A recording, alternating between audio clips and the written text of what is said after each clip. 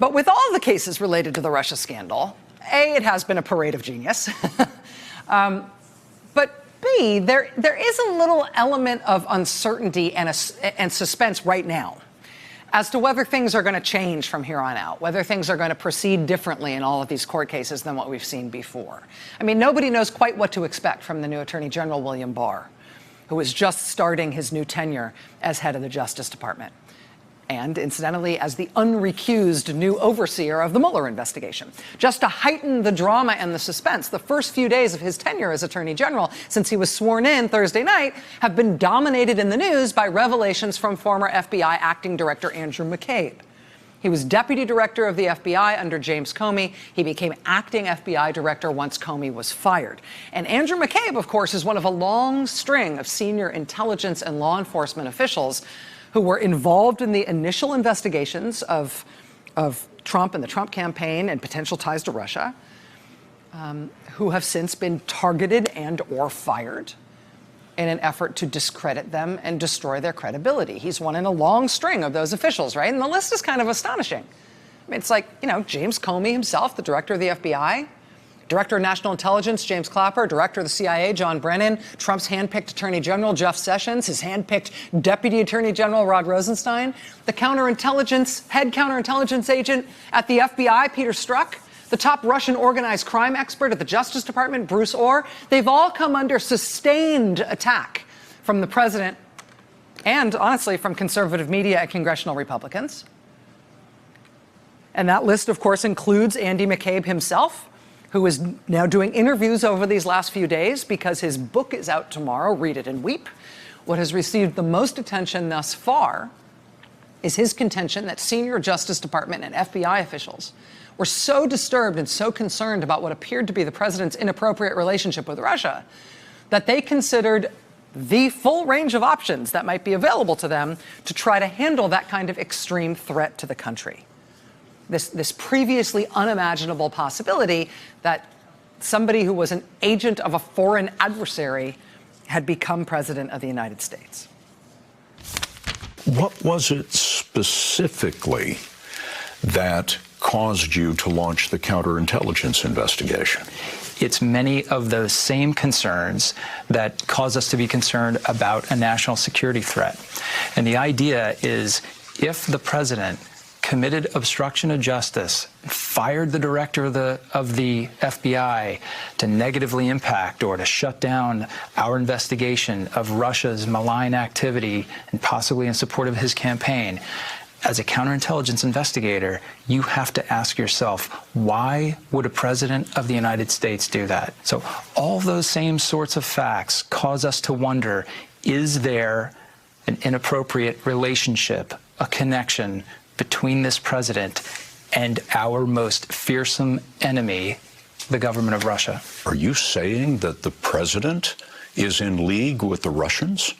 I'm saying that the FBI had reason to investigate that. Right? The existence of an investigation doesn't mean someone is guilty. And I would say, Scott, if we failed to open an investigation under those circumstances, we wouldn't be doing our jobs.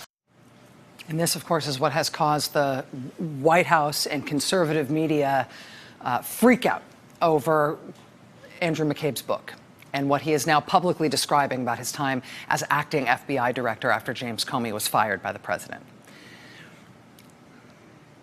And I know we've been marinating in this stuff for a long time, right? When we frogs hopped into this pot together, the water was pleasantly cool. And it's been sort of an interesting but not terribly alarming situation to feel the atmosphere getting cozier and cozier and warmer and warmer. And now what are those bubbles forming at the bottom of the pot and rising to the surface, right?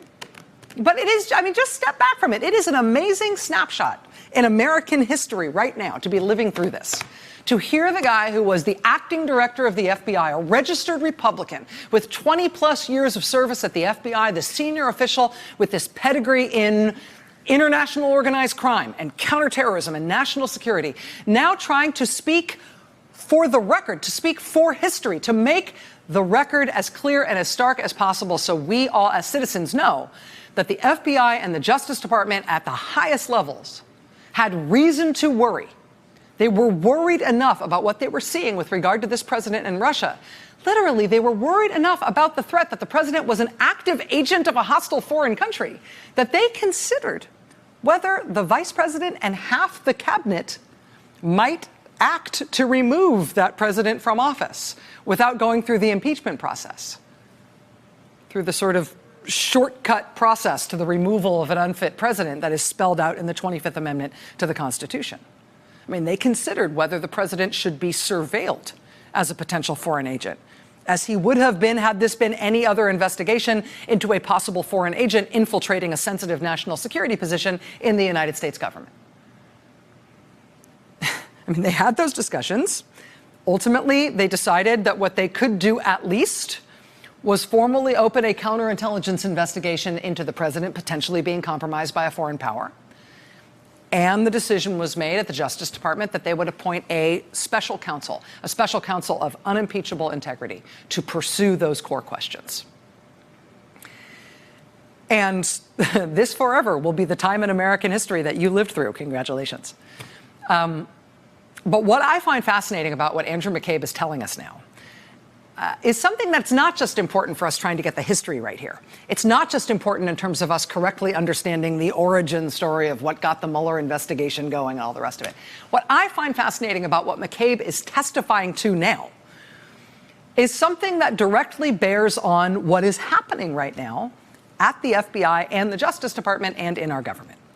Because what McCabe is now able to describe publicly is the fact that what they set in motion in terms of the special counsel investigation and this counterintelligence investigation into whether Trump was compromised, those things weren't just set in motion the way they were because of the fear of the worst case scenario when it came to Trump and national security. They didn't just do those things because of the unimaginable prospect that the president was an active foreign agent representing some other country. They specifically did those things and did them the way they did them because they were worried that one of the ways that worst case scenario might manifest in the Trump administration at this point in history would be that the intelligence and law enforcement leadership and institutions that were in charge of recognizing and thwarting and exposing this kind of a national security disaster would somehow be dismantled, taken apart, stymied. Right? I mean, think about it just in basic terms. Imagine it as some other country going through this, if that's easier, right? I mean, if a hostile foreign power did play a role in installing somebody at the top of a government, right? Somebody beholden to them that they put in the top leadership job in another country's government. One of the ways that might manifest in terms of that foreign country getting what it wanted is if that leader then moved to shut down all the investigations, moved to shut down all the law enforcement actions, moved to shut down all the counterintelligence stuff that might blow up and expose what had just happened, right? Make sure that foreign country doesn't get caught. Make sure that foreign country doesn't get punished. And make sure their co-conspirators and the compromised leader they installed don't get nailed for what's just happened. I was speaking to the man who had just run for the presidency and won the election for the presidency, and who might have done so with the aid of the government of Russia, our most formidable adversary on the world stage. And that was something that troubled me greatly. How long was it after that you decided to start the obstruction of justice and counterintelligence investigations involving the president? I think the next day I met with the team investigating the Russia cases, and I asked the team to go back and conduct an assessment to determine where are we with these efforts and what steps do we need to take going forward. I was very concerned that I was able to put the Russia case on absolutely solid ground in an indelible fashion, that were I removed quickly or reassigned or fired, that the case could not be closed or vanish in the night without a trace. You wanted a documentary record. That's right. That those investigations had begun because you feared that they would be made to go away. That's exactly right. You feared that those investigations would be made to go away. We are now a year and a half down the road from that conversation that Andrew McCabe was describing there on 60 Minutes last night. Since that conversation he was describing with the president, of course, a year and a half ago, The president has, in fact, made every effort to try to make the investigations go away, including trying to destroy the careers and the credibility of every senior law enforcement and intelligence official involved in any senior way in the investigation. And now, today, with that warning from Andrew McCabe ringing in our ears, today, the Mueller investigation is, all of a sudden, under new management as a brand new Attorney General takes over. And nobody knows what exactly to expect from William Barr as Attorney General, and whether or not he's the guy who's sent in there to make the investigations go away, like McCabe feared from the beginning. But we do know that William Barr got the job of Attorney General after sending an unsolicited 19-page memo to the White House describing the Mueller investigation as fatally misconceived. And so at this moment, at this sort of pivotal moment, I think it's helpful for framing here that it's President's Day, right? Focus. But also at this pivotal moment, I think there's one element of all of this that is the thing to watch, and it has just started happening, and that story's next. Stay with us. Hey there, I'm Chris Hayes from MSNBC. Thanks for watching MSNBC on YouTube. If you want to keep up to date with the videos we're putting out, you can click subscribe just below me, or click over on this list to see lots of other great videos.